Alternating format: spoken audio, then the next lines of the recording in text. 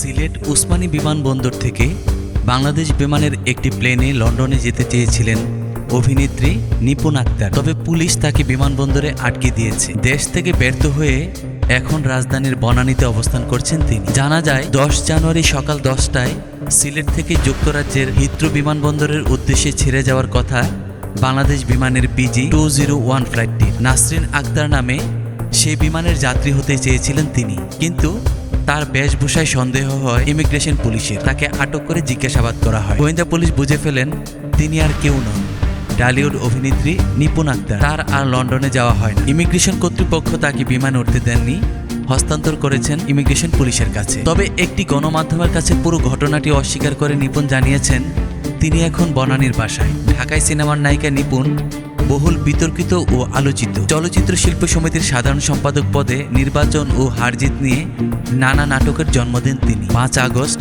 আন্দোলনের মুখে শোবিজের আওয়ামী লীগপন্থী তারকাদের অনেকে এখনও গায়ে। তারা কোথায় আছেন সেই তথ্য অজানা। তবে আওয়ামী লীগ রাজনীতির সঙ্গে জড়িত চিত্রনায়িকা নিপুণ আক্তার দেশেই রয়েছেন বলে গণমাধ্যমে খবর প্রকাশ হয়। নিপুণের ক্যারিয়ারে সেভাবে ব্যবসা সফল সিনেমা না থাকলেও করেছেন রাজকীয় জীবনযাপন। মূলত শেখ ফজলুল করিম সেলিমের ছত্রছায়ায় নিপুণ হয়ে ওঠেন অপ্রতিরোধ্য।